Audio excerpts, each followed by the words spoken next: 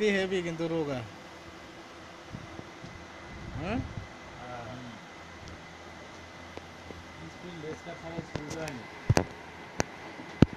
বাংলাদেশে এরকম হালা, বাংলাদেশে গরুর কোনো যত্নই করে না কাটার সময়।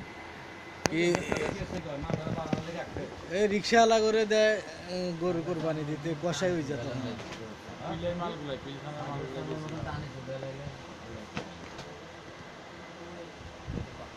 2000 টাকা 1 লাখ টাকা দিয়ে গরু কিনতে পারবো, 5,000 টাকা কষারি দেবো না।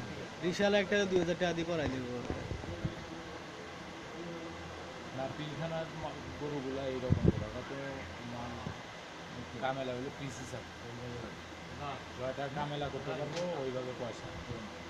তো ওরা কী করে ওই চামড়াটা যখন গাছ থেকে ছুটায় 15 মিনিটে একটা গরু গাছ থেকে চামড়া ছুটে যাবে, 15 মিনিটে গরু ধরা। আপনার আমি পারুন 15 মিনিটে ছুটাইতে, ওইটাই বেলা পারবেন তখনই মনে করেন ক্যাপচার গুলো লাগে তাড়াহুড়া করে ঠিকা। আর বাহিরে তো মেশিনে করি এলায়।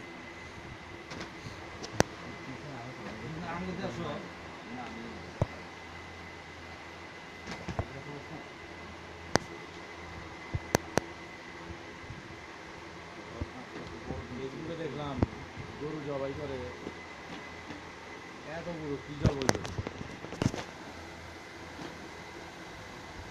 মাথার মধ্যে একটা করে এই দিয়া ওই যে ড্রিল মেশিন আছে না, মেশিনে দুইটা এইভাবে ধরে রাখে, মেশিনে ঢুকে এইভাবে ধরে রাখে, কল্লা লড়াই পারে না, উপরে থেকে ড্রিল মেশিনে মজাকে মেরা দিল, ছেড়ে দিল, শেষ গরু। ওইটা অজ্ঞান হয়ে গেলো ভাই, ভিতরে গেল গা। আবার এটা লাগে আবার 3 জন লোক লাগবো বান্ধনের লেগে এর লেগা, প্রত্যেকটা গরুটা ঢুকাইতেছে ওর আন্তাজে, দুইটা গরু আর ঢুকতে পারে একটাই, বাস কল্লা আটকে গেল গা, দুইটা ভালো লেগে মেশিন দেয়। আর ড্রিল মেশিন উপরে থেকে চাপ দিল, মজাকে ঢুকে হারালো প্রত্যেকটা, বাস গরু আপনি অজ্ঞান। ওইটা হালাল হয় না তো।